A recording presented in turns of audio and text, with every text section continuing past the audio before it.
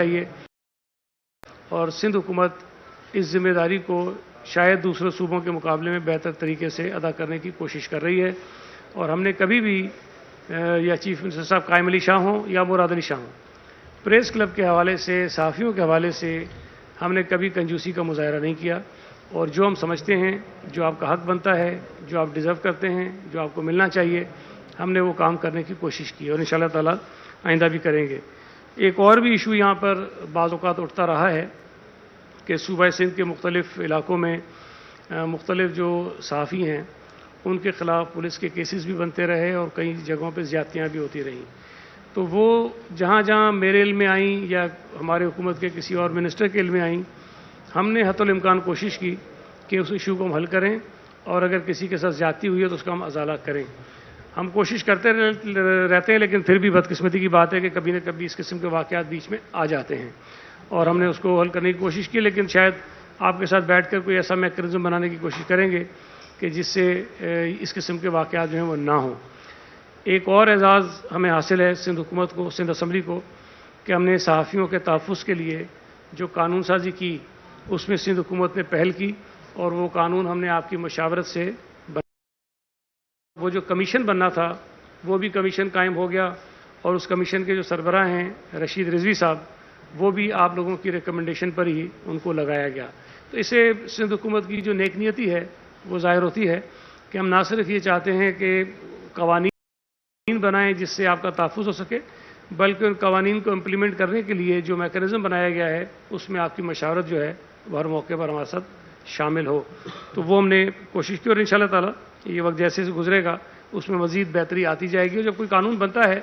تو عمل درآمد جب اس پہ شروع کرتے ہیں تو اس کے اندر بہت ساری جو خرابیاں ہیں، کوتاہیاں ہیں، خامیاں ہیں وہ نظر آتی ہیں، اور پھر وقت کے ساتھ ساتھ اس قانون کو بہتر بنانے کی ایک سلسلہ جو جاری رہتا ہے، اور اگر ضرورت پڑی تو اس قانون کو مزید بہتر کرنے کے لیے ہم آپ کی مشاورت سے آگے بڑھتے رہیں گے۔ دو تین چیزیں آپ نے کہیں اس پہ بات کر لوں گا، پھر دو تین چیزیں جو میرے ذہن میں جو آپ نے نہیں کہی لیکن شاید اس پہ بات کرنی چاہیے اس پر بھی بات کروں گا۔ پہلی بات آپ نے سینسس کی کہی، اور میں سمجھتا ہوں کہ سینسس بہت امپورٹنٹ ہے اس وقت، خاص طور پہ صوبہ سندھ کے لیے۔ کچھ جماعتوں نے احتجاج کیا، اور بڑی عجیب بات ہے کہ مورد الزام جو ہیں وہ پیپلز پارٹی کو، سندھ حکومت کو ٹھہرا رہے ہیں۔ 2017 میں جب سینسس ہوا اس پر تقریباً تمام سیاسی جماعتوں جو سندھ میں ہیں، چاہے وہ ملکی جماعتیں ہوں، لیکن جو سندھ کی ان کی لیڈرشپ ہے اس نے 2017 کے سینسس کو تسلیم نہیں کیا تھا، اور سب نے اس پر اعتراض کیا، لوگوں نے مظاہرے کیے، جلسے کیے، پریس کانفرنسز کی، لیکن پیپلز پارٹی نے، چونکہ ہم حکومت میں تھے، ہم نے حکومتی سطح پر بھرپور طریقے سے اس مقدمے کو لڑا، اور یہ بات میں ثابت کر سکتا ہوں کہ ہم نے ایم کیو ایم سے زیادہ مؤثر طریقے سے اس لڑائی کو لڑا جو ہم سمجھتے ہیں کہ ہماری ذمہ داری بنتی تھی۔ 2017 کے سینسس میں صوبہ سندھ کے لوگوں کا، ہماری حکومت کا یہ خیال تھا کہ ہماری گنتی جو ہے وہ پوری نہیں کی گئی، اور شاید ہمیں انڈر کاؤنٹ کیا گیا ہے، اور اسی پروٹیسٹ کی بنا پر 2017 کا سینسس جو متنازع رہا، اور وہ ایک طرح سے چلے اس کو نوٹیفائی تو انہوں نے کر لیا، لیکن جو ہمارے اعتراضات تھے اس کو انہوں نے تسلیم کرتے ہوئے سینسس جو آئینی طور پر ہر 10 سال کے بعد ہونا چاہیے، 2017 کے بعد اگر کہیں تو ڈیو تھا جو سینسس وہ 2027 میں تھا، لیکن اس کا آغاز 2022 میں کر دیا گیا، اس لیے کہ پچھلا سینسس متنازع تھا۔ اب کوشش ہماری یہ تھی کہ جو خامیاں اور کوتاہیاں 2017 میں رہ گئی تھیں وہ 2022 کے سینسس میں نہ ہوں۔ آغاز اس کا 23 میں ہوا، لیکن شروع یہ کوشش کی گئی تھی کہ 22 میں ہو جائے، لیکن اب وہ 2023 میں عملی طور پر اس کا آغاز ہوا ہے۔ میں 2017 میں سینٹ میں تھا، چونکہ اس کا کام 15-16 سے شروع ہو گیا تھا، تو مجھے مختلف جو میٹنگز تھیں اسلام آباد میں وہ اٹینڈ کرنے کا موقع ملا۔ میں نے ان میٹنگز میں اور لوگوں نے بھی کی بات، لیکن میں خود چونکہ موجود تھا تو میں نے بھی صوبہ سندھ کے لوگوں کے جو تحفظات تھے اس کا کھل کر اظہار کیا، اور بہت ساری تجاویز ہم نے دیں کہ سینسس کو غیر متنازع بنانے کے لیے آپ کو کیا کیا چیزیں کرنی چاہیے، لیکن بہت افسوس کی بات ہے کہ اس وقت ہماری کوئی ایک بات نہیں سنی گئی، اور اس سینسس کو اتنا سیکرٹ رکھا گیا کہ جس کا کوئی، شاید مجھے تو وجہ نہیں سمجھ آتی کہ کیوں یہ سیکرٹ تھا۔ ایک عجیب سا آرگومنٹ تھا، وہ یہ تھا کہ کسی بھی فیملی کا جو ڈیٹا ہے وہ کسی سے ہم شیئر نہیں کر سکتے، گڈ انف نہیں کر سکتے آپ، لیکن میری فیملی کا ڈیٹا مجھ سے کیوں خفیہ ہے؟ مجھے تو پتہ ہونا چاہیے نا۔ اگر آپ نے ایک فوجی جوان اپنے ساتھ رکھا اور وہ آ کر آپ کے ساتھ اس ڈیٹا کو دیکھ رہا ہے تو پھر میری فیملی کا ڈیٹا سیکرٹ تو نہیں رہا، وہ ایک اور آدمی کے علم میں تو آ گیا نا جو آپ کے ساتھ تھا۔ لیکن بہرحال اس کو سیکرٹ رکھا گیا اور آخر تک یہ مسئلہ اسی طرح چلتا رہا۔ یہ لڑائی اس سینسس کے آغاز سے شروع ہوئی اور اس سینسس کے ختم ہونے تک جاری رہی اور وہ کسی بھی طرح سے مطمئن نہیں کر سکے۔ اب جب یہ 2022 میں دوبارہ سلسلہ شروع ہوا کہ جی سینسس کو ہم دوبارہ نئے سرے سے کرتے ہیں اور 2023 میں جو شروع ہوا، تو ہم نے ایک بات ان کو بار بار کہی کہ سینسس میں سیکریسی نہیں ہونی چاہیے، ٹرانسپیرنسی ہونی چاہیے۔ اب زمانہ بہت آگے نکل گیا ہے، ٹیکنالوجی بہت آگے چلی گئی ہے، اب ہم بہت آسانی سے اس کو بہت ٹرانسپیرنٹ بنا سکتے ہیں۔ آج جب میں آپ سے بیٹھ کر بات کر رہا ہوں، 10 اپریل غالباً آخری تاریخ اس کی رکھی گئی ہے، جو باتیں سندھ حکومت نے کہی تھیں ان پر آج تک بھی عمل درآمد نہیں ہوا ہے۔ تو آج یہاں بیٹھ کر میں آپ کے توسط سے پہلا مطالبہ تو یہ کرتا ہوں کہ جو 10 اپریل کی ڈیٹ ہے اس کو مزید آگے بڑھایا جائے، اور ہم نے اپنے طور پر کہیں کہیں رینڈملی چیکنگ کروائی ہے۔ کئی جگہوں پر جو گھر ہیں وہ شمار نہیں کیے گئے اور کئی جگہوں پر گھروں کی آبادی جو ہے وہ شمار نہیں ہوئی ہے۔ اگر یہ سلسلہ اسی طرح آپ 10 تاریخ کو ختم کر دیں گے تو میں یہ سمجھتا ہوں کہ جو تنازع 2017 کی مردم شماری سے شروع ہوا تھا اور جس تنازع کو ختم کرنے کے لیے مردم شماری 2022 میں دوبارہ شروع کرنے کا فیصلہ ہوا، وہ تنازع ختم نہیں ہوگا، اس میں شاید مزید شدت آئے گی۔ اگر اربوں روپے خرچ کر کے حکومت ایک ایسا عمل شروع کرتی ہے کہ جس کی بنا پر ہم اپنے ملک کی آبادی کو کاؤنٹ کر سکیں، اپنے ملک میں جو گھر ہیں ان کا شمار کر سکیں اور اس آبادی کے تناسب سے ملکی جو وسائل ہیں اس کو تقسیم کر سکیں، اسی آبادی کے تناسب سے قومی اسمبلی کی سیٹیں صوبوں میں تقسیم کر سکیں، اگر وہ گنتی آپ ٹھیک نہیں کریں گے تو قومی اسمبلی کی سیٹوں کی جو تقسیم ہے وہ ٹھیک نہیں ہوگی۔ جو وفاق کے ریسورسز جو وفاق اکٹھے کرتا ہے NFC کی صورت میں جس کی صوبوں میں پھر تقسیم ہوتی ہے، وہ تقسیم جو ہے وہ غیر منصفانہ ہوگی۔ اب تک جو اطلاعات ہمارے پاس ہیں ان اطلاعات کی بنیاد پر جو ہم نے کہیں نہ کہیں سے کاؤنٹر چیک کیا ہے، ظاہر ہے ہمارے پاس اتنا بڑا میکانزم تو نہیں ہے، جو ہم نے چیک کیا ہے اب تک کی مردم شماری درست طریقے سے نہیں ہوئی ہے۔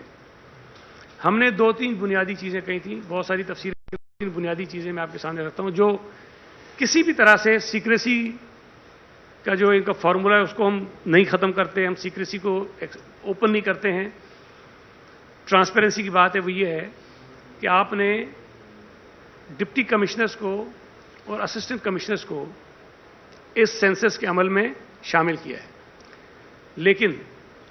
اگر اسسٹنٹ کمشنر اپنے سب ڈویژن میں یہ دیکھنا چاہے کہ اس کے کس بلاک میں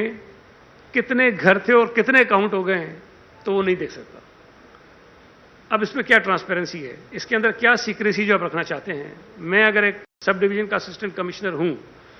اور میری سب ڈویژن میں مثال کے طور پہ 50 بلاکس ہیں، سینسس بلاک 50 ہیں، اور آپ نے ایوریج 250 گھر ہر بلاک کے اندر رکھے ہوئے ہیں، تو اگر آپ نے مجھے اس عمل کا حصہ بنایا ہے تو مجھے کم از کم اتنا تو حق ہونا چاہیے، اتنی معلومات تو میرے پاس ہونی چاہیے کہ ان 50 بلاکس میں جو 250 گھر ہر بلاک میں ہیں کہ میں یہ چیک کر سکوں کہ کیا وہ 250 بلاک آپ نے 250 گھر جو ہیں وہ کاؤنٹ کیے کہ نہیں کیے۔ میں نہیں کر سکتا، تو پھر آپ نے مجھے اس عمل کا حصہ کیوں بنایا ہے؟ پھر یہ ٹرانسپیرنسی تو نہیں ہے۔ ایک اور چیز ہم نے کہی بڑی آسان کہ میرے گھر پر اگر کوئی آپ کا آدمی آتا ہے، یہ ٹیبلٹ لے کر آتا ہے اور میری فیملی کا ڈیٹا وہ انٹر کرتا ہے، جس لمحے میری فیملی کا ڈیٹا انٹر ہوتا ہے اسی لمحے میرے موبائل فون پر ایک میسج آنا چاہیے کہ سعید غنی صاحب آپ کے گھر پر ہمارا نمائندہ آیا اور آپ کی فیملی کو کاؤنٹ کیا اور آپ کی فیملی کے 10 افراد ہیں. اگر آپ یہ تعداد مجھے بتائیں گے تو مجھے پتہ چل جائے گا کہ آپ نے جو 10 افراد لکھے ہیں یہ درست ہیں یا نہیں ہیں. یا تو میرے گھر کے افراد 8 بھی ہو سکتے ہیں، 18 بھی ہو سکتے ہیں. تو میں فوری طور پر رجوع کروں گا کسی آفس سے کہ جناب آپ نے جو یہ میسج مجھے بھیجا یہ درست نہیں ہے. میرے گھر کے افراد کی تعداد 10 نہیں ہے، 8 ہے یا 18 ہے. کم از کم میں اس کو درست کرا سکتا ہوں. اگر آپ مجھے نہیں بتائیں گے تو مجھے کیا پتا کہ میرے گھر کے کتنے افراد کو آپ نے کاؤنٹ کیا ہے. دوسرا طریقہ یہ ہے کہ جس طرح ہم 8300 پر میسج بھیجتے ہیں اور مجھے میرے ووٹ کی تفصیلات آ جاتی ہیں کہ جناب فلاں پولنگ اسٹیشن پر آپ کا ووٹ ہے اور یہ آپ کا سینسر جو کتاب کا ایک نمبر ہوتا ہے بک کا وہ نمبر آ جاتا ہے، ساری چیزیں پتہ چل جاتی ہیں. میرے پاس یہ ایکسیس ہونی چاہیے کہ میں کوئی ایک نمبر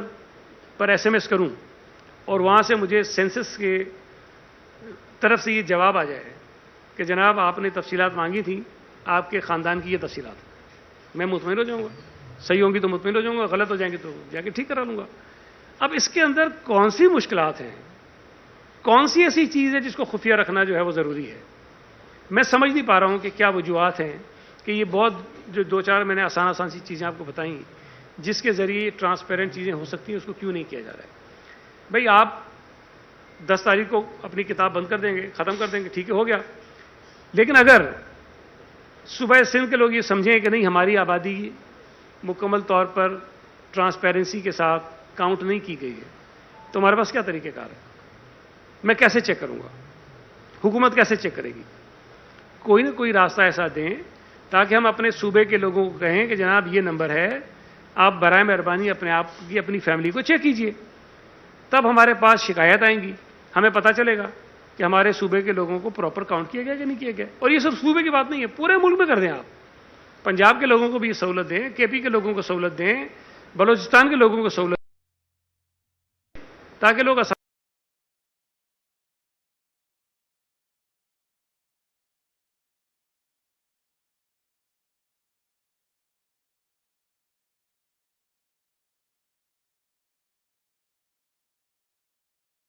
پر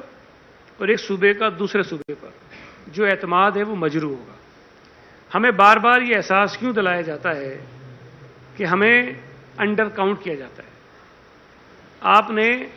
پچھلے اگر سینسس اٹھا کے دیکھیں تو جو ایوریج پر ہاؤس پاپولیشن ہے صوبہ سندھ کی وہ کم ہے.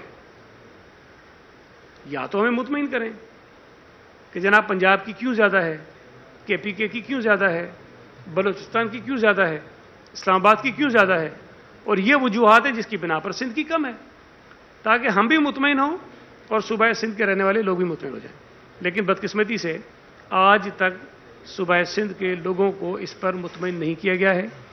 ہم نہیں چاہتے کہ ہم اس سینسس کو متنازع بنائیں یا ہم اس سینسس کو کوئی ایسا وقت آئے کہ ہم اس سینسس کے نتائج کو نہ تسلیم کریں. ہم اتنا آگے نہیں جانا چاہتے، لیکن ہم یہ بھی چاہتے ہیں کہ اگر آپ اس سینسس کو غیر متنازع رکھنا چاہتے ہیں تو پھر اس میں ٹرانسپیرنسی لائیں، اس کے نتائج کو لوگوں کے لیے قابل قبول بنائیں. اگر جو چیزیں ہم نے کہی ہیں ان میں کوئی مشکل نہیں ہے، کوئی رکاوٹ نہیں ہے، کوئی ٹرانسپیرنسی کا جو آپ کا جو سیکریسی کا آپ کا جو کانسیپٹ ہے وہ مجروح نہیں ہوتا، تو پھر وہ چیزیں کیوں اڈاپٹ نہیں کی جا رہی ہیں؟ تو اس سے خدشات جنم لیتے ہیں اور یہ شاید میں سمجھتا ہوں کہ کسی بھی طور پر یہ مناسب بات نہیں ہوگی. دوسری بلدیاتی الیکشن کی بات کی آپ نے. کراچی میں میں یہ بات ہر جگہ کہتا ہوں، آپ نے بھی کہی لیکن میں اس کو اور تھوڑا درست کر دوں کہ پاکستان پیپلز پارٹی کراچی میں جب سے قائم ہوئی ہے، پیپلز پارٹی کراچی کی ایک بڑی سیاسی جماعت رہی ہے. بدقسمتی سے جنرل ضیاء اللہ کے دور کے بعد جب اس شہر میں خاص طور پہ لسانیت کی بنیاد پر اور فرقہ واریت کی بنیاد پر فسادات ہوئے، تقسیم ہوئی، تو پھر پیپلز پارٹی کو محدود کیا گیا کچھ علاقوں میں. اگر 1985 سے پہلے آپ دیکھ لیں تو پیپلز پارٹی کراچی کے ان علاقوں میں بھی آپ کو بڑی طاقتور نظر آئے گی جہاں بعد میں یہ تاثر ہوا کہ پیپلز پارٹی کی یہاں پر بالکل بنیادیں اور اثر و رسوخ نہیں ہے. وہ علاقے جو بعد میں پیپلز پارٹی کے لیے نو گو ایریا بن گئے تھے، وہاں سے پیپلز پارٹی کے MPs اور MNAs بھی جیتتے رہے ہیں، لانڈی سے، کرنگی سے، بنس روڈ سے، اور ایون ڈسٹرکٹ سینٹرل کے علاقے لیاقت آباد، ناظم آباد، سے اگر آپ نتائج اٹھا کر دیکھیں 1970 کے 77 کے، تو آپ کو نظر آئے گا کہ پیپلز پارٹی کے امیدواروں نے بہت بڑی تعداد میں وہاں سے ووٹ لیے ہیں، اور جو جماعتیں اس وقت جیتی بھی تھیں ان میں اور پیپلز پارٹی کے ووٹوں میں بہت کم فرق تھا۔ بیچ میں یہ 20-25 سال ضرور ایسے رہے جب پیپلز پارٹی کو بہت سارے علاقوں سے ہم نکل گئے، اس لیے کہ وہاں ہمارے کارکنوں کو شہید کر دیا جاتا تھا، مار دیا جاتا تھا، ہم وہاں سیاست نہیں کر سکتے تھے۔ آج اللہ کا شکر ہے کہ پیپلز پارٹی کراچی کی سب سے بڑی جماعت کے طور پر سامنے آئی ہے، اور پیپلز پارٹی نے بہت بڑی تعداد میں ایسے علاقوں سے بھی نشستیں جیتی ہیں جہاں سے ماضی میں ہم تصور بھی نہیں کر سکتے تھے۔ لیکن ابھی تک جو بلدیاتی انتخابات کا عمل تھا وہ مکمل نہیں ہوا ہے۔ یہ عمل 2022 میں کوئی غالباً مئی کے مہینے میں شروع ہوا تھا، اور آج ہم اپریل میں بیٹھے ہیں، تقریباً 11 مہینے ہو گئے ہیں۔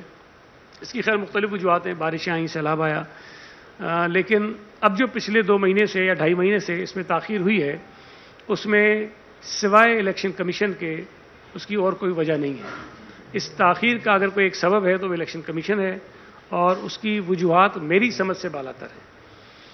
11 سیٹوں پر الیکشن جو ابھی ہو رہا ہے 18 اپریل کو، 27واں روزہ ہے۔ اب مجھے نہیں سمجھ آئی بات کہ یہ تاریخ رکھی گئی، یہ کیلنڈر کیوں نہیں دیکھا گیا، کیوں نہیں سوچا گیا کہ یہ کس دن ہم الیکشن کرانے جا رہے ہیں۔ لیکن بہرحال 27 رمضان المبارک ہوگا جب یہ الیکشن ہوگا، کس طرح ووٹنگ ہوگی میری سمجھ سے باہر ہے۔ لیکن جو بات اور تشویش کی ہے وہ یہ ہے کہ یہ 11 سیٹوں کا جو الیکشن ہے ہماری رائے میں یہ میئر کے الیکشن کے بعد ہونا چاہیے تھا۔ لیکن چلیں، اگر الیکشن کمیشن یہ سمجھ رہا تھا کہ ہمیں یہ پہلے کروانا ہے، تو یہ اگر پہلے ہونا تھا تو 15 جنوری کو کراچی میں بلدیاتی الیکشن ہوئے ہیں، اور آج جو ہے وہ 8 اپریل ہے، اور انہوں نے جو شیڈول جاری کیا ہے وہ غالباً 18 مارچ کو کیا تھا میرا خیال ہے۔ 15 جنوری اور 18 مارچ میں 2 مہینے سے زائد کا عرصہ ہے۔ جو 11 یوسیز کا شیڈول 11 مارچ کو اناؤنس ہو سکتا تھا، وہ 18 جنوری کو کیوں اناؤنس نہیں ہو سکتا تھا؟ کوئی ایک وجہ، کوئی ایک ریزن بتا دیں کہ جی یہ وجہ ہے اس لیے ہم نے نہیں کیا تھا، بتا دیں۔ آپ پوچھیں الیکشن کمیشن سے، کوئی ایک سبب نہیں ہے، بلا جواز، بلا وجہ۔ جو ہم کہہ رہے ہیں یہ تاخیر جو ہے، یہ تاخیر سمجھ سے باہر ہے۔ اور اس سے ہٹ کے بھی دیکھیں تو آپ الیکشن کمیشن نے بلا وجہ بہت سارے کیسز اپنے پاس لے لیے جو قانونی طور پر وہ نہیں سن سکتے تھے، انہوں نے سنے، اور قانون میں لکھا ہے کہ الیکشن کمیشن 60 دن سے زیادہ ان کیسز کو اپنے پاس نہیں رکھ سکتا۔ ایک تو بہت سارے کیسز لے لیے، غلط لے لیے، لیکن 60 دن تو کیا 60 دن سے بھی زیادہ انہوں نے اپنے پاس رکھے۔ تو مطلب یہ کہ میکسیمم ڈیلے جو وہ کر سکتے تھے انہوں نے کیے، اور جب وہ 2 مہینے کا وقت پورا ہو گیا تو اس 2 مہینے کے وقت کے بعد انہوں نے 11 سیٹوں کا شیڈول جاری کیا۔ تو یہ ان نیسیسریلی انہوں نے ڈیلے کیا، اور جو لوگ منتخب ہو گئے ہیں الیکشنز میں، کراچی میں لوگ 15 جنوری کو منتخب ہوئے، کراچی اور حیدرآباد کے علاوہ جو باقی ڈویژنز ہیں وہاں لوگ جون 2022 میں منتخب ہو کر بیٹھے ہوئے ہیں۔ جون 2022، تقریباً ان کو 10 مہینے ہو گئے۔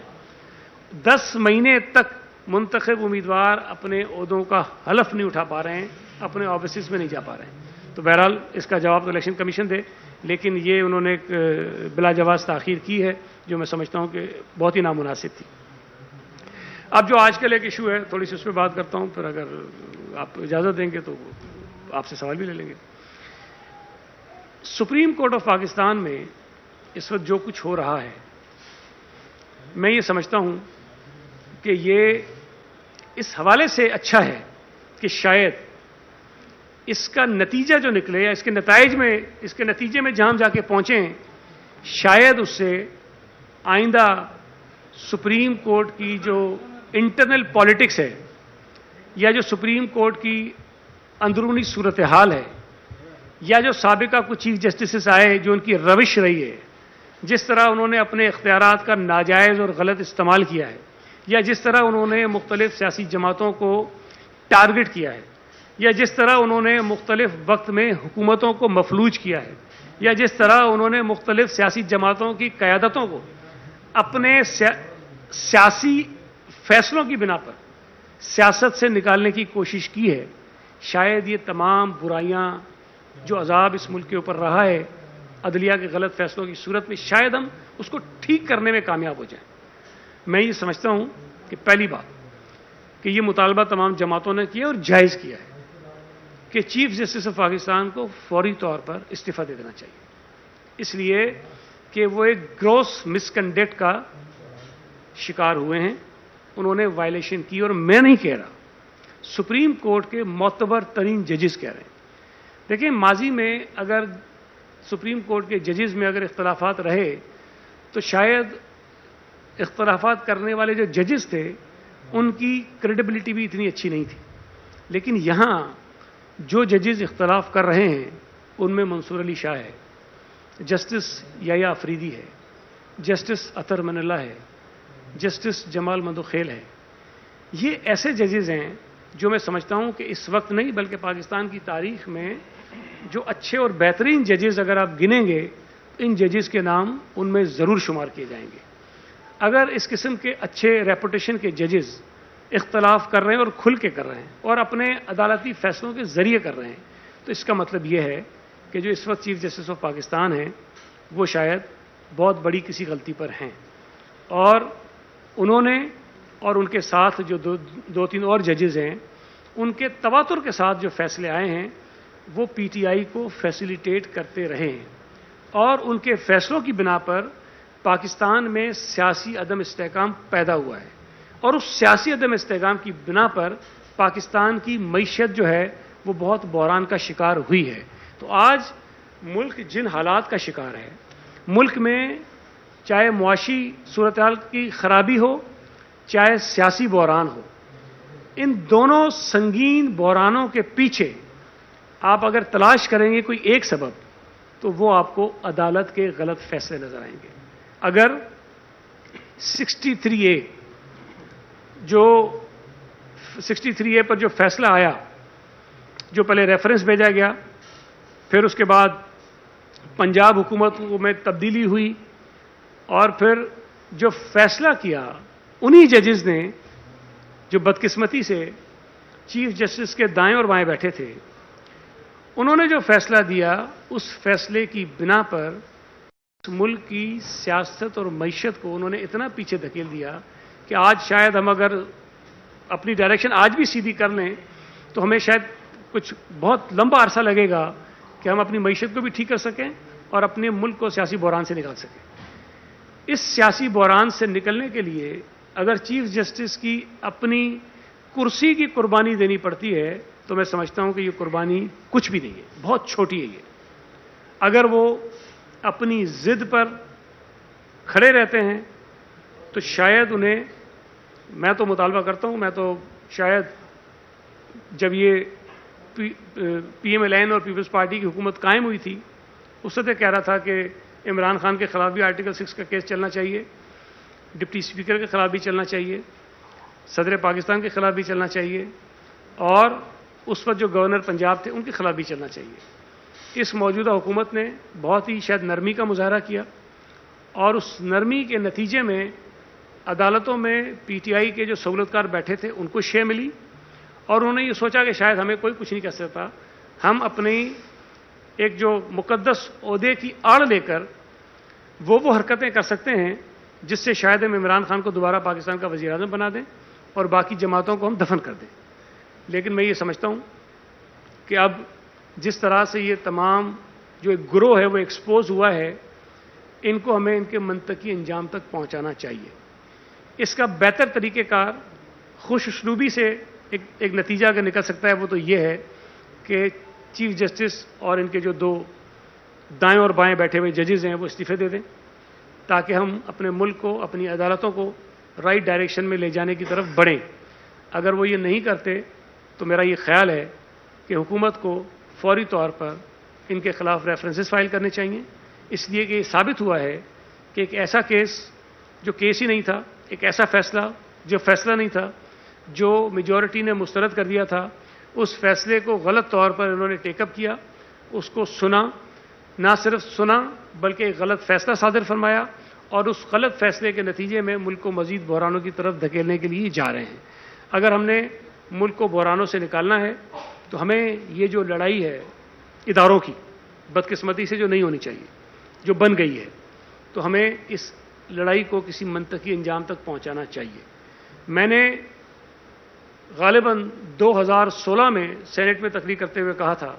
کہ یہ 19ویں ترمیم جو ہم نے کی ہے یہ ہم نے غلط کی ہے، ہمیں ماننا چاہیے کہ یہ ہماری غلطی ہے۔ رضا ربانی صاحب اس وقت چیئرمین سینٹ تھے، وہ کرسی صدارت پہ بیٹھے تھے، اور میں نے کہا تھا رضا بھائی آپ کو یہ بات بری لگے گی، لیکن ہمیں یہ ماننا چاہیے کہ یہ ہم نے غلطی کی ہے، اور اس غلطی کی سزا یہ پارلیمنٹ بھگت رہی ہے۔ جس طرح سے ججز جو ہیں وہ ڈکٹیٹر بن گئے، جس طرح سے ججز اپنی مرضی کے ججز کو اپوائنٹ کروا رہے ہیں، جو پارلیمنٹ نے کمیٹی بنائی جس کی یہ ذمہ داری تھی کہ وہ جوڈیشل کمیشن کی جانب سے جب نام آئیں پارلیمانی کمیشن کے پاس تو وہ ان کو دیکھے اور دیکھنے کے بعد مسترد کرے یا ایکسیپٹ کرے، تو افتخار چودھری نے وہ جو مسترد کرنے کا اختیار تھا اس کمیٹی کا وہ اس سے واپس لے لیا اور اس پارلیمانی کمیشن کو ایک ربر اسٹیمپ بنا دیا، اور اس کے بعد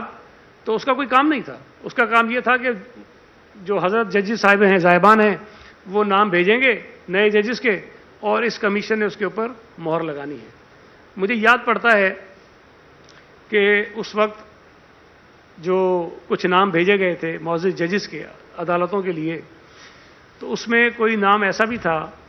کہ جس نے کوئی انکم ٹیکس نہیں دیا ہوا تھا۔ تو پارلیمانی جو کمیشن تھا اس نے یہ سوال اٹھایا کہ جناب یہ جو جج صاحب جن کو آپ جج لگانا چاہ رہے ہیں، وکیل تھے غالباً، ان کو آپ جج لگانا چاہ رہے ہیں، یا تو یہ بہت ہی عام سے وکیل ہیں جن کی اتنی پریکٹس نہیں ہے، جن کا اتنا ایکسپیرینس نہیں ہے کہ یہ پیسے اتنے کماتے ہی نہیں کہ ٹیکس دے سکیں، تو یہ اس قابل ہی نہیں ہے کہ ان کو جج لگنا چاہیے، یا پھر اچھے وکیل ہیں، بہت کماتے ہوں گے، اچھی پریکٹس ہوگی لیکن ٹیکس نہیں دیتے ہیں، اس کا مطلب یہ کہ وہ ٹیکس چھپاتے ہیں۔ دونوں صورتوں میں اس شخص کو اعلیٰ عدلیہ میں جج نہیں لگنا چاہیے۔ یہ کوئی ایسی بات تو نہیں تھی۔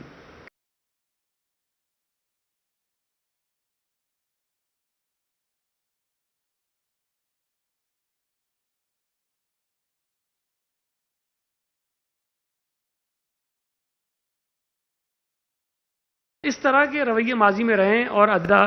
جو پارلیمنٹ ہے ہماری وہ پتہ نہیں لحاظ میں، مروت میں، لڑائی سے بچنے کے لیے، اچھے ماحول کو رکھنے کے لیے یہ تمام چیزیں برداشت کرتی رہی، لیکن میں یہ سمجھتا رہا اس وقت بھی کہ یہ رویے جو پارلیمنٹ کے تھے وہ غلط تھے۔ اگر میں پارلیمنٹ کا رکن بنا تو میں نے حلف اٹھایا تھا، حلف یہ ہے کہ میں آئین پاکستان کا دفاع کروں گا، اس کو پروٹیکٹ کروں گا، اور پارلیمنٹ کی جو سالمیت ہے، جو اس کی سپرمیسی ہے، اس کو برقرار رکھنے کی بات کروں گا۔ وہ حلف سب نے پڑھا ہوا ہے، آپ نے بھی پڑھا ہوا ہے، ہم نے اٹھایا ہوا ہے۔ جب میں یہ حلف اٹھا لیتا ہوں تو پھر یہ چیز میرے سامنے نہیں ہونی چاہیے کہ کسی سے میری لڑائی ہوگی یا نہیں ہوگی، کوئی مجھے ڈسکوالیفائی کرے گا یا نہیں کرے گا۔ مجھے اپنے حلف کی پاسداری کرتے ہوئے اپنی پارلیمنٹ کی بالادستی کی لڑائی لڑنی چاہیے، چاہے وہ ججز سے لڑنی پڑے، چاہے وہ اسٹیبلشمنٹ سے لڑنی پڑے، چاہے وہ کسی اور طبقے سے لڑنی پڑے، مجھے لڑنی چاہیے۔ بدقسمتی کی بات ہے ہم نے لحاظ مروت میں بہت ساری چیزیں برداشت کی، جس کے نتیجے میں حالات یہاں پہنچ گئے کہ جو پارلیمنٹ سپریم تھی وہ انڈرمائن ہو گئی، جو عدالت تھی وہ سپریم ہو گئی۔ میں نے یہ بات شاید پہلے بھی کہیں کہی ہے کہ جو سپریم کورٹ ہے ہمیں اس کا نام بدلنا چاہیے، ہمیں اس کو فیڈرل کورٹ کہہ دینا چاہیے، ہمیں اس کو سینٹرل کورٹ کہہ دینا چاہیے، ہمیں کچھ اور کہہ دینا چاہیے۔ جو سپریم کا نام ہے نا اس کے ساتھ ہٹا دینا چاہیے، تاکہ یہ جو بات یہاں گھس گئی ہے کہ ہم سپریم ہیں یہ نکلے، اور پارلیمنٹ کا نام ہمیں رکھنا چاہیے کہ سپریم پارلیمنٹ، تاکہ کہیں کسی کے ذہن میں بات جائے تو پتہ چلے کہ سپریم یہ ہے۔ عدالتیں پارلیمنٹ سے پیدا ہوئی ہیں، پارلیمنٹ عدالتوں سے پیدا نہیں ہوئی ہے، تو یہ بات کسی کو سمجھنی چاہیے۔ اور میں یہ سمجھتا ہوں کہ یہ شاید بڑی عجیب سی بات ہے جو میں کہہ رہا ہوں، لیکن میں اس پہ بالکل پختہ یقین رکھتا ہوں کہ یہ جو لڑائی پارلیمنٹ اور عدلیہ کی ہے اس کو منطقی انجام تک پہنچنا چاہیے، اور ہٹ درم انا پرست گمنڈی جو ججز ہیں ان کو ہمیں ان عدالتوں سے نکالنا چاہیے، اور ان عدالتوں میں انہی ججز کو بٹھانا چاہیے جو اس عہدے کے مستحق ہیں، جن کا جن کی کریڈیبلٹی اتنی ہے, جو قانون کو, آئین کو اتنا سمجھتے ہیں, جو اس ملک کے جو ہمارا جوڈیشل سسٹم ہے اس کو ٹھیک کر سکتے ہیں, ان کو بٹھانا چاہیے.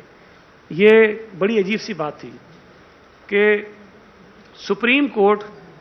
اور ہائی کورٹس کے متعلق جو میں نے پڑھا ہے کہ وہاں آئینوں اور قانون کے علاوہ کوئی بات اور کوئی بحث نہیں ہوتی, صرف آئین و قانون کی بات ہوتی ہے, صرف, کوئی اور بات نہیں ہوتی. باقی چیزیں نچلی عدالتوں میں ہوتی ہیں, ہائی کورٹ میں, سپریم کورٹ میں نہیں ہوتی. آپ کو بھی موقع ملا ہوگا, کبھی یہاں گلزار صاحب بھی عدالت لگاتے تھے, ثاقب نثار بھی لگاتے تھے, افتخار چودھری بھی لگاتے تھے, اور بھی لوگ لگاتے تھے. کیا آپ کو لگتا ہے کہ وہاں آئین اور قانون کی بات ہوتی تھی؟ میں آپ کو قسم کھا کے کہہ رہا ہوں, میں وضو میں ہوں. گلزار کی عدالت میں جب میں بیٹھتا تھا, خدا کی قسم مجھے اتنی تکلیف ہوتی تھی کہ چیف جسٹس آف پاکستان کی کورٹ میں بیٹھا ہوں, جہاں آئین اور قانون کے علاوہ بات نہیں ہونی چاہیے, وہاں آئین اور قانون کے علاوہ ساری باتیں ہوتی تھی. آئین اور قانون پہ کوئی بات نہیں ہوتی تھی. جو لوگ ہماری اعلیٰ ترین عدالتوں کو اس نہج پہ پہنچا دیں کہ وہ آپ کو گلی محلے کی پنچایتیں لگنا شروع ہو جائیں, تو پھر میں سمجھتا ہوں کہ ہمیں اس پہ غور کرنا چاہیے کہ کیا ہم اسی طرح اپنی عدالتوں کو پنچایتوں کی صورت میں چلانا چاہتے ہیں یا ہم ان کو ٹھیک کرنا چاہتے ہیں. یہ پارلیمنٹ کی ذمہ داری ہے, یہ پارلیمنٹیرینز کی ذمہ داری ہے, یہ سیاسی جماعتوں کی ذمہ داری ہے کہ عدالتوں کو ٹھیک کریں. عدالتوں میں غلط ججز جو بیٹھے ہوئے ہیں, جو بھرتی ہو گئے کسی بھی وجہ سے, ان کو وہاں سے نکالیں. اور اگر ہم یہ نہیں کریں گے تو شاید ہم اپنی جو بنیادی جو ذمہ داریاں ہیں ان کو ہم پورا کرنے میں ناکام ہو جائیں گے. یہ ہماری بہت بنیادی ضرورت ہے. کوئی چیز آپ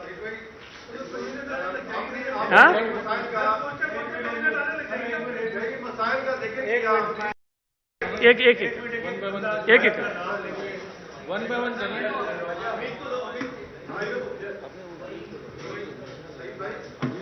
نام نہیں کر سکتے جی. میرا سوال یہ ہے کہ مطلب ہماری پہ آپ نے بات کر لی اور سپریم کورٹ کو کیا کر لی, لیکن اس وقت جو کراچی شہر کا سب سے بڑا مسئلہ ہے وہ ہے اسٹریٹ کرائم. کئی نوجوان اس کے علاوہ مختلف طبقات سے تعلق رکھنے والے لوگ جو ہیں وہ غیر محفوظ اس شہر میں اپنے آپ کو تصور کرتے ہیں, اور لگتا ہے جیسے سندھ میں کسی قسم کی کوئی حکومت نہ ہو. گورنر صاحب بھی کہہ چکے کہ پولیس بے اختیار ہے, آئی جی صاحب کے پاس پاورز نہیں ہے. اگر 4-5 دن آئی جی کو فل پاور کیا جائے تو ہو سکتا ہے اسٹریٹ کرائم کا خاتمہ ہو جائے. تو یہ کیا ہے, مطلب عوام کو کیا بتایا جا رہا ہے اور یہ کس طرح کا ماحول مہیا کیا جائے؟ دیکھیں, ایک تو سعید بھائی, کندکوٹ کشمور میں کل ایک پروفیسر کو مارا گیا ہے, وہاں پہ 2 SHO بھی مر گئے, اور وہاں پہ سرے عام جو ڈاکو ہیں لوگوں کو اغوا کر رہے ہیں وہ ویڈیو بھی چھوڑ رہے ہیں. تو وہاں پہ جو سردار ہے, سنا ہے کہ ان کی سرپرستی پیپلز پارٹی کر رہی ہے. کیا وجہ ہے کہ وہاں پہ آپریشن نہیں ہو رہا؟ وزیرستان میں ہو رہا ہے, وہاں کیوں نہیں ہو رہا اتنی لاقانونیت؟ دیکھیں, ایک تو جو سومرو صاحب نے بات کی, اس میں کوئی دوسری رائے نہیں ہے کہ اسٹریٹ کرائمز کی جو صورتحال ہے وہ تشویشناک ہے. لیکن میں اس بات سے اتفاق نہیں کرتا کہ آئی جی صاحب یا جو پولیس کے دیگر آفیسرز ہیں وہ بے اختیار ہیں. میں بھی جانتا ہوں, آپ بھی جانتے ہیں, جو کراچی میں خاص طور پہ پولیس آفیسرز لگے ہوئے ہیں وہ اچھے آفیسرز ہیں. اور حکومت کی تو ظاہر بنیادی ذمہ داری ہے, لیکن پولیس کی اور پولیس آفیسرز کی براہ راست ذمہ داری بنتی ہے کہ وہ اس کو کنٹرول کریں. میں نہیں سمجھتا کہ اس وقت جو پولیس آفیسرز تعینات ہیں یا حکومت سندھ کسی صورت یہ چاہتی ہوگی کہ اسٹریٹ کرائمز کنٹرول نہ ہوں. بہت ساری وجوہات ہوتی ہیں, لیکن میں یہ سمجھتا ہوں کہ جو مہنگائی, بے روزگاری, معیشت کی بدحالی بھی ایک بہت بڑا فیکٹر ہے ان اسٹریٹ کرائمز کے پیچھے. جب اسٹریٹ کرائمز کو کنٹرول کرنے کی بات ہوتی ہے تو صرف یہ نہیں ہوتا کہ آپ ان لوگوں کو پکڑ لیں اور جیل میں ڈال دیں. حکومتوں کو, اور یہ صرف صوبائی حکومت نہیں کر سکتی, ظاہر ہے کہ وفاقی سطح پر جو معیشت کا امپیکٹ ہوتا ہے وہ صوبوں تک نیچے تک آتا ہے. حکومتیں اس قسم کی پالیسیز بناتی ہیں کہ لوگوں کو روزگار کے مواقع فراہم ہوں اور لوگ عزت کے ساتھ اپنی روزی روٹی کما سکیں. تو جو नौजवान जिनको कोई मुलाजमत नहीं मिलती, कोई रोज़गार का ज़रिया नहीं मिलता, जो इस तरफ डाइवर्ट हो जाते हैं जराइम की तरफ, उनको रोका जा सके और जो प्रोफेशनल क्रिमिनल्स हैं उनके साथ सख्ती से निपटा जा सके। इसके अंदर जो प्रॉब्लम सबसे बड़ा आ रहा है वो ये है, जो डेटा भी कलेक्ट किया है अभी, वो शायद आपसे कभी शेयर भी हो जाए, कि बहुत सारे लोग ऐसे हैं जो क्रिमिनल्स हैं, जो पकड़े गए हैं, वो पकड़े जाते हैं और कुछ ही अरसे बाद अदालतों से जमानतों पर वो छूट जाते हैं और वही लोग दोबारा वही जुर्म करते हुए पकड़े जाते हैं। और अब तो ऐसे वो मास्टर हो गए हैं कि कई क्रिमिनल्स शायद उनको वकीलों की भी जरूरत नहीं पड़ती, वो खुद ही अपेयर हो जाते हैं, अपना केस खुद ही लड़ते हैं। तो इसमें मैं ये नहीं कह रहा कि हम कसूरवार नहीं हैं, हुकूमत बुनियादी तौर पर जिम्मेदार है, ये हमारी जिम्मेदारी है कि हम कंट्रोल करें, लेकिन इसमें जो अदालतें इनको फौरी तौर पर जमानतें देती हैं, कुछ उन्हें भी ये चीज़ें जहन में रखनी चाहिए कि ये जो क्रिमिनल्स हैं, जो जिनका बज़ाहिर जुर्म बड़ा छोटा लगता है कि किसी से मोबाइल छीन लिया, किसी से पैसे छीन लिए, शायद निस्बतन जमानतें उनकी आसानी से हो जाती हैं, लेकिन हमें ये देखना चाहिए कि ये जो आसानी से जमानतें ले लेते हैं, वो जब दोबारा जाकर ये जराइम करते हैं तो इसका जो इम्पैक्ट आता है लोगों की साइकोलॉजी के ऊपर, हमारी मईशत के ऊपर, वो बहुत ख़तरनाक होता है। हम हुकूमत कोशिश कर रही है, अदालतें भी थोड़ी मेहरबानी करें कि इन पे ज़मानतें इतनी आसानी से इनको ना दें, पुलिस ऑफिसर्स भी कोशिश करते हैं, लेकिन जहाँ ज़ाहिर है क्राइम ज़्यादा बढ़ता है, हम कोशिश करते हैं कि उनमें तब्दीली भी कर लें, कार्रवाई भी कर लें, लेकिन हम चीफ मिनिस्टर साहब ने इस पर बेशुमार मीटिंग्स भी की हैं, सख्ती भी की है कि इसको हम कंट्रोल करें, लेकिन मैं समझता हूँ कि हम 100% इसमें कामयाब नहीं हो सकें और इसमें इजाफा हुआ है। जो एक सेकंड जो दूसरी बात आपने कही वो प्रोफेसर अजमल साहब वाली, वो एक बहुत अफसोसनाक वाक़या है कि एक ऐसा शख्स, ऐसा जवान, ग़ालिबन 40 बरस के करीब उनकी उम्र थी, जो बाहर से तालीम हासिल करके आया, और मैं समझता हूँ कि हमें ज़रूरत है ऐसे लोगों की जो आला तालीम याफ्ता हों और यहाँ आकर हमारे बच्चों को तालीम दें। लेकिन उनका जो कत्ल हुआ है वो इस किस्म की कोई स्ट्रीट क्राइम या कोई ऐसी बात नहीं है, वो वहाँ पर कोई ट्राइबल इशू है जिसमें वो उसका निशाना बन गए बदकिस्मती से। लेकिन एक चीज़ जो शायद नहीं होनी चाहिए थी कि जब वो ट्रेवल कर रहे थे और उनके इल्म में था कि इस किस्म की सूरत हाल वहाँ है, उन्होंने किसी को आगाह नहीं किया अपनी जो उनकी मूवमेंट थी। वो बहुत देर गए, रात को वहाँ से गए और शायद अलग सुबह वो वापस आए, और वो जगह ऐसी थी कि जहाँ पे थ्रेट्स थे उनको कि इस किस्म का कोई वाक़या उनके साथ हो सकता है। लेकिन बदकिस्मती की बात है, ये हो गया, और FIR जो है वो ग़ालिबन कल उनकी जो फैमिली है उन्होंने वो दर्ज करवाई है, और अब वो ज़ाहिर है जो बेचारे चले गए इस दुनिया से, उनकी वापसी तो नहीं हो सकती, वो तो बहुत बड़ा नुकसान हुआ है हमारा, लेकिन कम से कम ये ज़रूर होगा कि जो कातिल हैं उनको हम ज़रूर पकड़ने में कामयाब हो जाएंगे और उनको करार वाकई सज़ा भी हम ज़रूर दे देंगे। जावेद कुरैशी मेरा नाम है। जी जी अंकल। छोटे छोटे दो सवाल हैं। एक तो ये बताएं कि अब मरदमशुमारी का तो अमल मुकम्मल होने के लिए जा रहा है, तो क्या जो नताइज है आप उसको सिंध गवर्नमेंट पीपल्स पार्टी तस्लीम कर लेगी या उसके अगेंस्ट कोर्ट में जाएगी या प्रोटेस्ट करेगी? दूसरा मेरा छोटा सा क्वेश्चन ये है कि आप चूंकि फेडरल गवर्नमेंट के अलायंस भी हैं और ये इशू भी उनका भी है, तो आपसे भी थोड़ा रिलेटेड है, अगर KPK और पंजाब में रीपोल हो जाता तो आप नहीं समझते कि ये बहरान पैदा नहीं होता? देखिए, पहली जो बात आपने की, मेरा ख्याल है कि जो मैंने तफसील से सारी बातें बताई हैं उसका जवाब उसमें मौजूद है। लेकिन अबल तो जो बात आप कर रहे हैं ना कि अदालत में तो जाना बहुत दूर की बात है। अभी पहले ये आता है CCI में और वहाँ से इसकी मंजूरी ली जाती है। मैं ये समझता हूँ कि CCI के पहुँचने से पहले भी बहुत सारे मराइल हैं और हम वहाँ भरपूर तरीके से आवाज़ उठा रहे हैं, और मुझे उम्मीद है कि CCI तक पहुँचने से पहले बहुत सारी चीज़ें ठीक कर ली जाएंगी। मैंने ये बात कही कि हम नहीं चाहते कि हम इस सेंसस को मुतनाज़ा बनाएं, यही सेंसस मुतनाज़ा बने, लिहाजा उससे पहले मुझे उम्मीद है कि जो एतराज़ात हैं सिंध के लोगों के वो दूर कर लिए जाएंगे। जो दूसरी बात आपने कही कि KP और पंजाब में अगर इलेक्शंस हो जाते तो क्राइसिस ख़त्म हो जाते, नहीं, मैं इससे इत्तफाक नहीं करता हूँ। मैं यहाँ तक भी कहूँगा कि अगर पूरे मुल्क में عام انتخابات بھی ہو جائیں تب بھی کرائسس ختم نہیں ہوں گے، اس لیے کہ عمران نیازی جس ڈگر پر ہے وہ الیکشن ہارنے کے بعد پھر یہی کرے گا جو آج کر رہا ہے، پھر وہی کرے گا جو آج وہ کر رہا ہے۔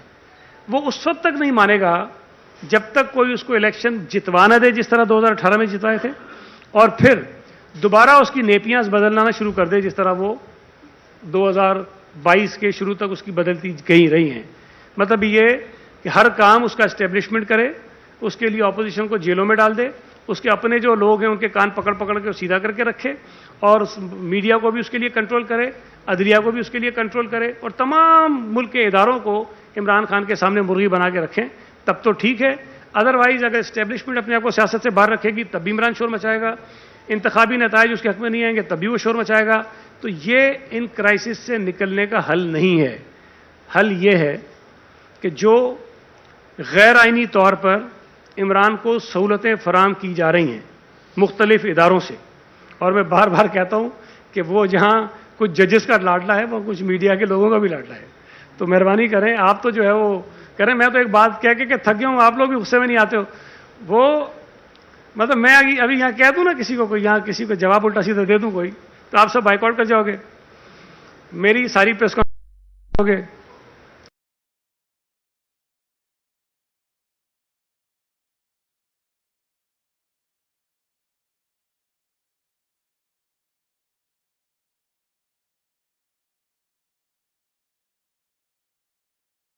کہ اتنی بڑی بات اسے سب کو کہیے، کسی ایک کا نام لے کے نہیں، ایک کو اس نے نکالا باقی کا سب ایسے ہی ہے۔ اب مجھے یہ بتاؤ کہ آپ میں سے کس نے اس سے معافی منگوائی،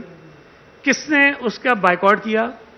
کس نے اس کی کوریج دکھانا بند کی؟ کوئی نہیں کرتا نا، آپ ہی نہیں کرتے۔ تو اب میں کیا سمجھوں؟ جن کو وہ گالیاں دے رہا ہے وہ بھی اس کو 2-2 گھنٹے دکھائے جا رہے ہیں، جن کو وہ پتہ نہیں کیا کیا کہہ رہا ہے وہ بھی اس کو دکھائے جا رہے ہیں، تو بھائی وہ لاڈلا تو ہے نا۔ تو یہ لاڈلا پن جب تک اس کو ملتا رہے گا کہیں نہ کہیں سے عمران خان جو ہے وہ ٹھیک نہیں ہوگا۔ عمران خان کو میں یہ نہیں کہتا کہ جی اس کے ساتھ زیادتی ہو،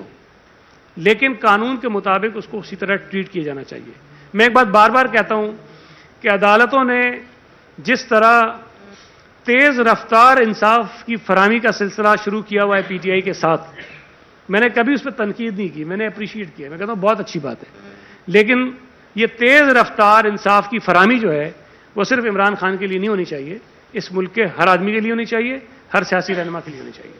تو یہ جب تک نہیں ہوگا، لاڈلا پن چلتا رہے گا، تب تک چیزیں نہیں چلیں گی۔ عدالتوں میں بیٹھے ہوئے لوگ جب عمران خان کو قانون کے مطابق نہیں اور شاید اپنے کسی اور ایک لو افیئر میں فیصلے کرتے رہیں گے تو یہ معاملہ ٹھیک نہیں ہوگا۔ سعید بھائی، آپ نے مردم شماری پہ بہت ڈیٹیل سے ساری تفصیلات بتائیں، اور یہ بھی کہا کہ آپ ایک بریفنگ میں بھی رہے ایز اے سینیٹر۔ آپ پی ڈی ایم کرا رہی ہے مردم شماری، پی ڈی ایم کے آپ بھی حصہ ہیں، دیگر جماعتیں بھی ہیں، ہر جماعت اس پہ تنقید کر رہی ہے، تو یہ مردم شماری کیا صرف نواز لیگ کرا رہی ہے یا کوئی اور کرا رہا ہے؟ کرا کون رہا ہے یہ؟ دیکھیں، ایک تو یہ بات ہمیں سمجھنی چاہیے کہ مردم شماری پاکستان بیورو آف اسٹیٹسٹکس کروا رہا ہے، وفاقی حکومت کا ایک وہ ادارہ ہے وہ کر رہا ہے۔ اگر تو ہم صرف اس بنیاد پر چپ ہو جاتے کہ ہم وفاقی حصہ ہیں تو میں سمجھتا ہوں کہ ہم اپنے صوبے کے ساتھ، اپنے ملک کے ساتھ زیادتی کرتے اور ان ذمہ داریوں سے انحراف کرتے جو صوبے کے لوگوں نے ہمیں دی ہوئی ہیں۔ میں یہ سمجھتا ہوں کہ چیف منسٹر سندھ اور پاکستان پیپلز پارٹی اپنی ان ذمہ داریوں کو بھرپور طریقے سے نبھا رہے ہیں، اور ہم اپنے لوگوں کی بھرپور نمائندگی کر رہے ہیں اور ہر جگہ پہ آواز اٹھا رہے ہیں۔ باقی جو لوگ اعتراض کر رہے ہیں وہ پیپلز پارٹی کو مورد الزام ٹھہرا رہے ہیں، اور بڑی عجیب سی بات ہے۔ ایم کیو ایم یہ کہتی ہے کہ پیپلز پارٹی چاہتی ہے کہ کراچی کی آبادی کم دکھائی جائے، یہ ان کا ایک موقف ہے، میں نے دیکھا کہیں وہ کہہ رہے تھے۔ دوسری طرف سندھی قوم پرست ہیں، وہ یہ کہتے ہیں کہ جی پیپلز پارٹی چاہتی ہے کہ سندھ کی آبادی جو ہے وہ کم دکھائی جائے۔ اب یہ دونوں باتیں، ایک مغرب ایک مشرق ہے، ہم دونوں پہ تو نہیں کھڑے ہو سکتے نا، یا ہم ادھر ہوں گے یا ہم ادھر ہوں گے، ہم دونوں کے ساتھ نہیں ہو سکتے۔ اگر ہم ہیں بھی، میں اگر یہ مان لوں کہ ان میں سے کوئی ایک ٹھیک ہے تو یا تو یہ ہوگا کہ ہم کراچی کی آبادی کم دکھانا چاہتے ہوں گے، یا تو یہ ہوگا کہ ہم کراچی کے علاوہ صوبہ سندھ کی آبادی کم دکھانا چاہتے ہوں گے۔ دونوں کام تو اکٹھے نہیں کر سکتے ہم۔ اس لیے یہ دونوں جو سوچیں ہیں یہ دونوں غلط ہیں۔ ہم ایک مرتبہ جب 2017 کی مردم شماری پہ تنازعات چل رہے تھے ایم کیو ایم کے مرکز پر گئے، میں، تاج حیدر صاحب، غالباً ناصر شاہ صاحب بھی تھے، ایک آدھ کوئی مرزا وہابی شاید تھے، اور اسی طرح ایم کیو ایم کا بھی ایک ڈیلیگیشن وہاں تھا جن کے ساتھ ہم نے ملاقات کی، مردم شماری پہ بات ہوئی۔ ایم کیو ایم نے جو اعتراضات اٹھائے تھے وہ انہوں نے بتائے، اور پھر ہم نے جب اعتراضات ان کو بتائے اور دکھائے، خطوط دکھائے کہ ہم نے جو بھیجے ہوئے ہیں، تو وہ تاثر جو یہ تھا کہ جی پیپلز پارٹی کراچی کی آبادی کو کم دکھانا چاہتی ہے، وہ زائل ہو گیا، ختم ہو گیا۔ ہمارے پاس خطوط موجود ہیں، اور وہاں ایم کیو ایم کے جو رہنما موجود تھے انہوں نے یہ بات تسلیم کی کہ ہم تو یہ سمجھتے تھے کہ آپ نے جو سینسس پر لڑائی لڑی ہے وہ ٹھیک نہیں لڑی ہے، لیکن یہ تو آپ نے بڑا زبردست طریقے سے، اور انہوں نے ہم سے وہ کاپیز مانگی ان خطوط کی، اور جو ہم نے دی ان کو، تو یہ باہر بیٹھ کر جو تاثر قائم کیا جاتا ہے یہ بالکل غلط ہے۔ اور آج بھی میں یہ سمجھتا ہوں کہ ایم کیو ایم کو پتہ ہے کہ پاکستان پیپلز پارٹی اور سندھ حکومت بھرپور طریقے سے صوبہ سندھ کی آبادی کو کاؤنٹ کرانے کے لیے لڑ رہی ہے، اور اس میں کراچی بھی شامل ہے۔ ہم یہ بالکل نہیں چاہتے کہ کراچی کی آبادی کم ہو۔ سعید بھائی یہ بتائیے گا کہ اس وقت جو ملک کی موجودہ صورتحال ہے اس میں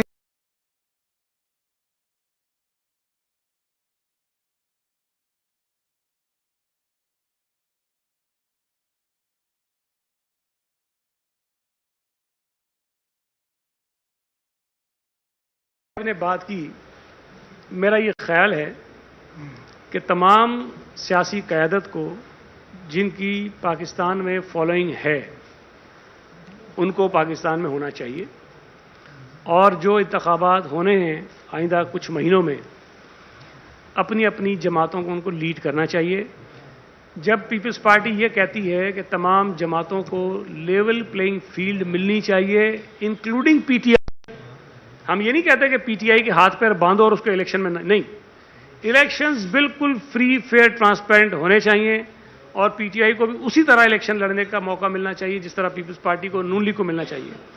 لہذا تمام جماعتوں کو یہاں ہونا چاہیے اور وہ کریں۔ جو دوسری بات آپ نے کہی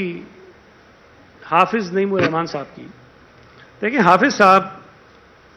کو شاید الیکشن سے پہلے یہ کسی نے بتا دیا تھا کہ میئر آپ ہیں اگلے، اور جنہوں نے بتایا تھا ان کے اوپر شاید ان کا جو اعتقاد تھا وہ بہت پختہ تھا، تو انہوں نے یہ سمجھ لیا کہ مجھے کیا پتا کون ہے، لیکن یہ کہ انہوں نے یہ سمجھ لیا کہ شاید میں میئر بن رہا ہوں۔ جب الیکشن کے نتائج آئے اور Pakistan Peoples Party single largest party کی صورت میں سامنے آ گئی، اور یہ بھی اچانک سے نہیں آیا، آپ لوگ میری پریس کانفرنسز میں آتے رہے ہیں، اور میں تواتر کے ساتھ اس بات کو کہتا رہا ہوں کہ Pakistan Peoples Party single largest party Karachi میں ہوگی، چاہے وہ بلدیاتی الیکشن ہوں، چاہے قومی اسمبلی کے ہوں، چاہے صوبائی کے ہوں۔ میں نے کبھی یہ نہیں کہا کہ ہم اکثریتی جماعت ہوں گے، اکثریتی کا مطلب یہ ہے کہ 50% سے زیادہ ہم جیتیں گے۔ سنگل لارجسٹ کا مطلب یہ ہے کہ جتنی نشستیں ہوں گی پیپلز پارٹی کی تعداد باقی جماعتوں کے مقابلے میں زیادہ ہوگی، اور یہ میں کہتا رہا ہوں۔ خوش قسمتی سے میری بات درست ثابت ہو گئی، حافظ صاحب کو جنہوں نے بتایا تھا ان کی بات غلط ثابت ہو گئی، اور آج پاکستان پیپلز پارٹی کی جو سیٹیں ہیں کے ایم سی کی وہ جماعت اسلامی کے مقابلے میں زیادہ ہیں، ہماری تقریباً 97 کے قریب ہیں، اور اگر ہمارے جو اتحادی بن جائیں گے جو جے یو آئی اور نون لیگ وہ ملا لیں تو 10 کے قریب ان کی ہیں، تو 107 کے قریب بنتی ہیں، اور جو جماعت اسلامی ہے وہ غالباً 83 اور 84 کے پاس ہے۔ تو اخلاقی طور پر، اصولی طور پر تو ہمارا حق ہے، ہم تو یہ توقع کر رہے تھے کہ حافظ صاحب جب جماعت کی پوزیشن سیکنڈ ہے تو ہمارے پاس آئیں گے اور کہیں گے کہ آئیے کراچی کے لیے مل کر جو ہے وہ کام کرتے ہیں، میئر آپ کا بن جائے، ڈپٹی میئر ہمارا بن جائے، اور ہم چل کے ترقی کی طرف کراچی کو لے کر جاتے ہیں۔ لیکن اب وہ ضد پہ اڑ گئے کہ جی نہیں میئر میں نے بننا ہے۔ اب جس طرح عمران خان جو ہے وہ اڑا ہوا ہے، تو اب کیا کریں؟ اب عمران خان کی سوچ کے ساتھ حافظ صاحب ہوں گے تو وہ دیکھ لیں کہ عمران خان کہاں پہنچ گیا کہ یہ بھی کوئی نہ پہنچے۔ سعید بھائی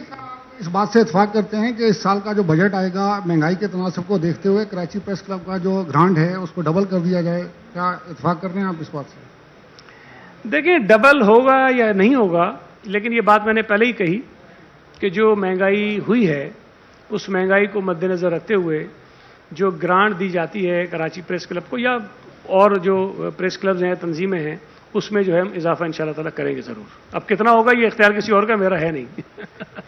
سعید بھائی، ابھی آپ نے یہ فرمایا کہ پارلیمنٹ کے لیے سپریم ہونا چاہیے، تو میں سپریم پارلیمنٹ کو کیوں نہ اس وقت سپریم مانگوں کہ جب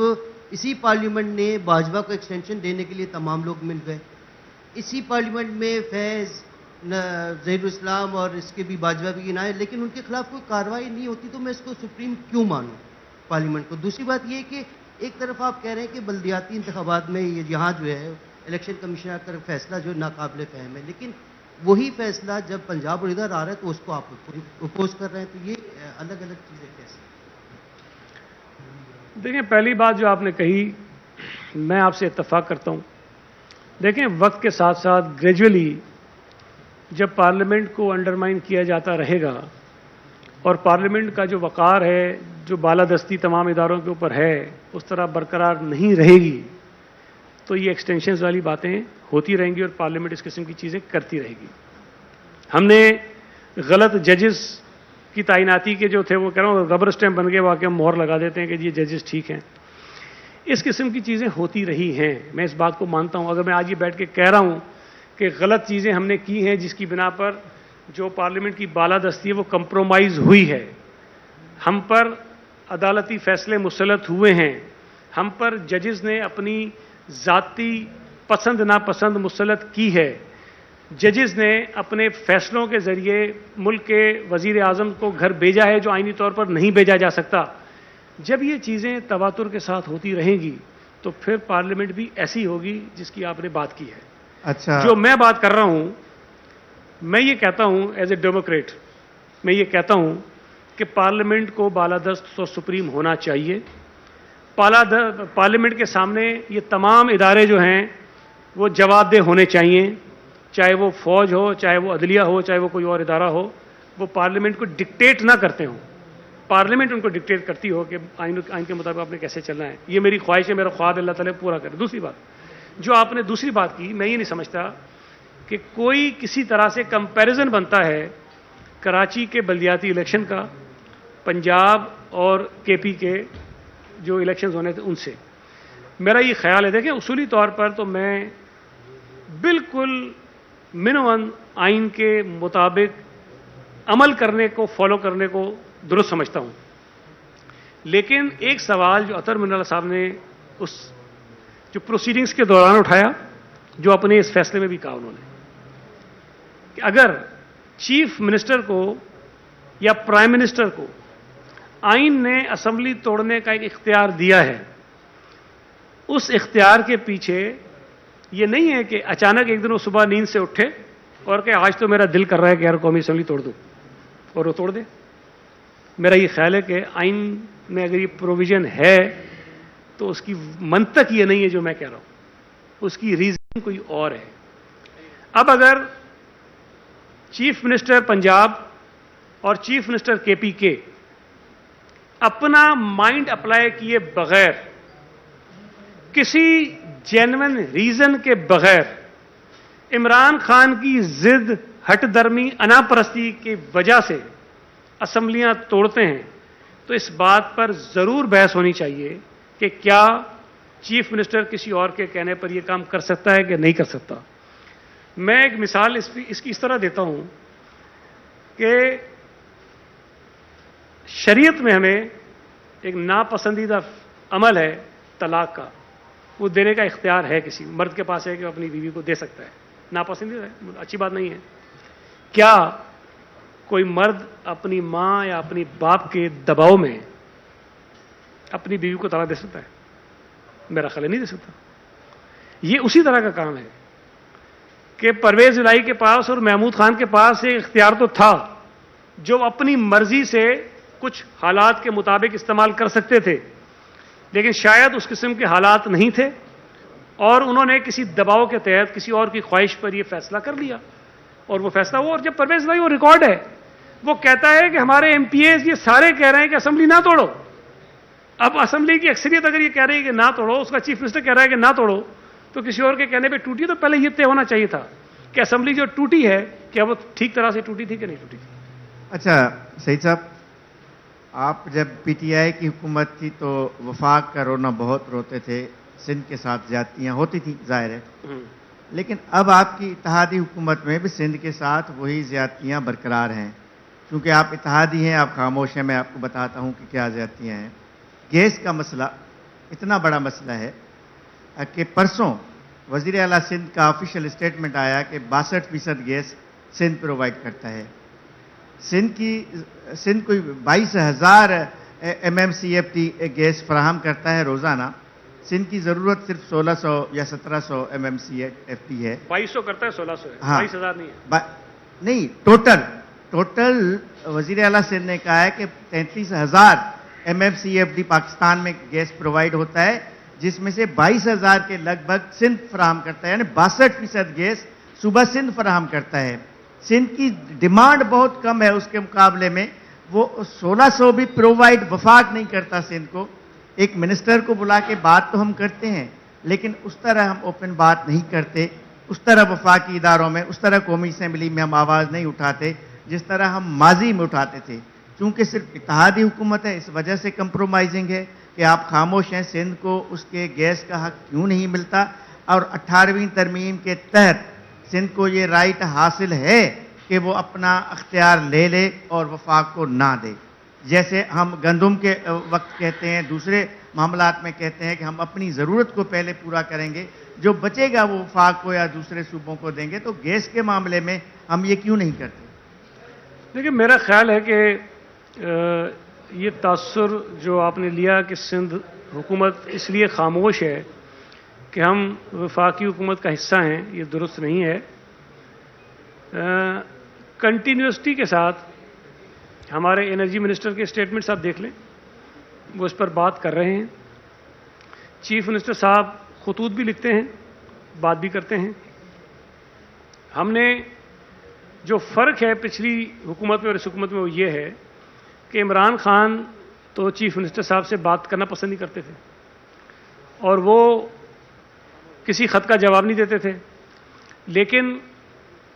मौजूदा हुकूमत के साथ कम से कम हमारे टॉकिंग टर्म्स पर तो हम हैं ना, उनसे बात कर सकते हैं, उनको लिख सकते हैं, उनसे मिल सकते हैं, उनसे मीटिंग कर सकते हैं। ये फ़र्क है। मैं ये समझता हूँ कि चीफ मिनिस्टर सिंध और हुकूमत सिंध, पीपल्स पार्टी सिंध में गैस के बहरान पर बात कर रही है और जिस मीटिंग का आप हवाला दे रहे हैं उस मीटिंग में भी यही कहा गया है। ना सिर्फ ये कि हमारे जो घरेलू सार्फिन हैं वो तकलीफ़ का शिकार हैं, बल्कि हमारी जो इंडस्ट्री है वो इंडस्ट्री बुरी तरह से मुतासिर हो रही है और हमारी सूबा सिंध की इंडस्ट्री के साथ सौतेली माँ का सलूक हो रहा है वफाकी हुकूमत की जानिब से। पंजाब की इंडस्ट्री को सहूलतें दी जा रही हैं और सिंध की जो इंडस्ट्री है उनको जो सहूलतें थीं वो विड्रॉ की जा रही हैं। हमारे लोग जो सस्ती गैस इस्तेमाल करके सस्ती प्रोडक्शन कर सकते हैं, एक्सपोर्ट बढ़ा सकते हैं, उन पर जो है कॉस्ट बढ़ाई जा रही है गैस की। पंजाब में जो इंडस्ट्रीज़ हैं वहाँ पर गैस की कॉस्ट जो है वो उतनी नहीं बढ़ाई जा रही। तो ये ज़्यादती हो रही है, इस पर हम आवाज़ उठा रहे हैं और इंशाअल्लाह ताला अब कोशिश करेंगे कि जो तासुर आपको मिला है आइंदा ये तासुर आपको ना मिले। सईद भाई, सुहेल जमाली PTV न्यूज़ से आखिरी बस वो आपने जजेस और इनको तो आगे पीछे करने की बात की। एक मखलूक हमारे यहाँ डिप्टी कमिश्नर भी होती है जो महंगाई रोकने की जिम्मेदार है, प्राइस कंट्रोल की है। यकीन जाने, मुझे तो नहीं पता आप खुद ग्रोसरी खरीदते हैं नहीं, अगर इतनी महंगाई है घर में आती है जरूर, मैं नहीं खरीदता लेकिन बीवी तो खरीदती है। सईद भाई, कोई चीज़ जो है ना भाई, दूध की जो सरकारी कीमत है 125 से साहब 210 पे मिल रहा है, मुर्गी साहब 700 रुपये मिल रही है, गाय का गोश्त 900 रुपये मिल रहा है, हर चीज़ है। बात यह है कि इन दो चार डिप्टी कमिश्नरों का रगड़ा लगा दें और ये जो हमारे जो शहर में जो पुलिस ने जो शिकरों की सूरत में खड़ी होती है ना, ट्रैफिक पुलिस और ये दूसरे, ये हर कमर्शियल गाड़ी को रोक के एक्सीडेंट हो रहा है। सोराब गोट का नाका शिकरे बिल्कुल घात लगा के खड़े होते हैं, जैसे मुजरिम के लिए होते हैं ना, इस तरह आम शहरी के लिए जो ना खौफ की अलामत है ये। भाई इस चीज़ को भी एड्रेस कीजिए। आला आईनी गुफ्तगू तो बहुत बिल्कुल यकीनन ऐसी ही होनी चाहिए जो आप एक आइडियल एक रियासत चाहते हैं, मगर ये जो अवामी मसाइल हैं इसको भी ज़रा सा एड्रेस होना चाहिए। देखें, इसमें या कर लो सवाल साथी, आखिरी सवाल कोई काजी साहब आपका साथी। हाँ, फिर एक साथ जवाब दे दें। घंटा हो गया पूरा, बल्कि ज़्यादा हो गया घंटे से। मौका देने की मैं सिर्फ ये गुजारिश कर रहा हूँ कि इस्लामाबाद में पाकिस्तान पीपल्स पार्टी की मरकज़ी क़यादत का इजलास हुआ और इस इजलास में ये फैसला किया गया कि तमाम सियासी जमातों के साथ जो है वो बातचीत की जाएगी।